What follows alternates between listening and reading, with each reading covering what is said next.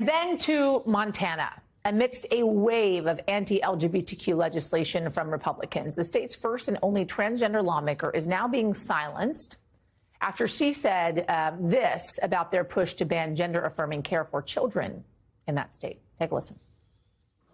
If you disallow the use of the medical care that is accepted by every major medical association, if you disallow that care and don't allow people to have access to that, the only therapy left is either A, meaningless, or B, conversion therapy, which is torture. If you vote yes on this bill and yes on these amendments, I hope the next time there's an invocation, when you bow your heads in prayer, you see the blood on your hands.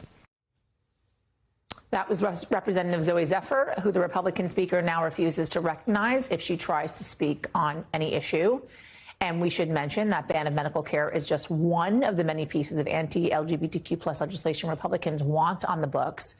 To talk about this and more, we have State Representative Zooey Zephyr joining us now. Zooey, it's great to see you. Welcome back. By the way, I know you and I spoke just a couple of months ago. So again, it's great to talk to you on this. I just got to ask you first and foremost, as you stood up right inside that hall, and you addressed all of your colleagues there, other lawmakers, many of which disagree with who you inherently are, right? And are trying to make other people not be like you. What was that like for you? You know, Senate Bill 99, the bill banning gender-affirming care, was one of many bills targeting the trans community. We'd seen bills banning our art forms, our stories, allowing people to bully us in schools, deny us medication. And we had a bill coming up that wrote us out of Montana code entirely. And for me, in that moment, it felt critical that I stand up in defense of my community and call out these pieces of legislation for what they are, which is harmful. What do you say to kids that are watching you, right? They view you as a role model. You have the courage to do what you do, stand up for trans rights every single day, right? As a trans woman yourself, inside those halls, as a lawmaker, to give them courage to continue on this fight with so many people trying to take their rights away in this country and in your state specifically.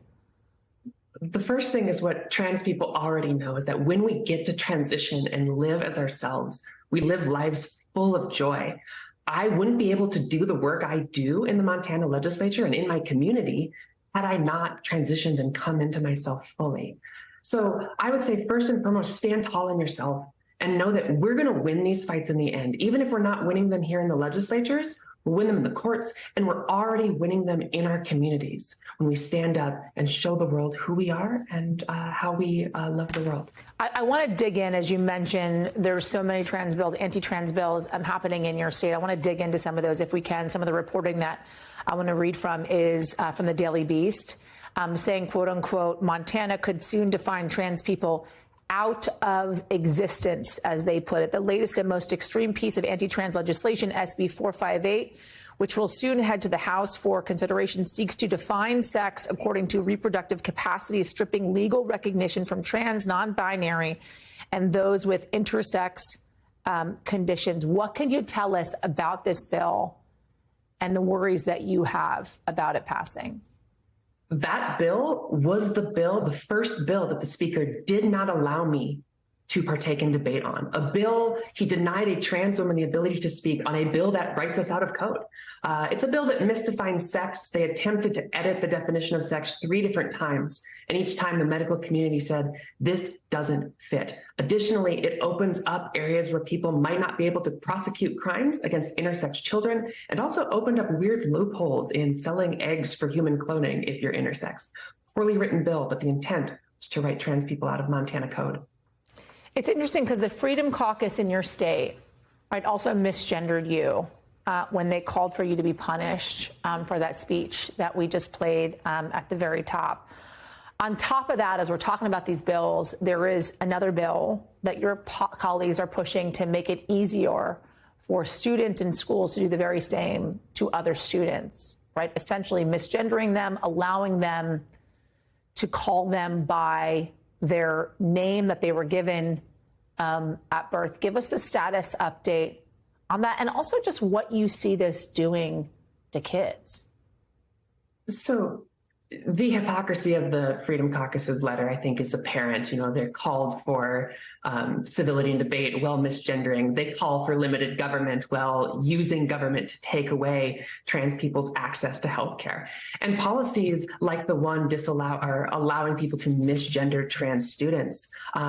It's designed to, they couple it with this notion of parents' rights when it allows parents or other students to bully trans children. But whenever trans children are asking to be themselves, they also want to take that right away. It seems as if, and it's clear, right, that Republicans want to use LGBTQ plus rights or the taking away of them as a wedge issue heading into the 2024 election. What is your suggestion, your proposal as to how Democrats fight back? We need to stand up for our communities. And we're seeing that here. They are targeting me, but in the Rules Committee, we heard a Native American woman in my party call out the discrimination against her community. We've seen in Tennessee, Black lawmakers standing up and calling out the gun violence that's happening in their communities. And I think it's important that we don't let those in the majority parties of Republican-controlled legislatures set the rules to silence the people. We can't be complicit as they try to eradicate us. State Representative Zooey Zephyr, you are a very brave woman and a true leader, and I hope you know that about yourself. Thank you so much for taking the time to speak with us today.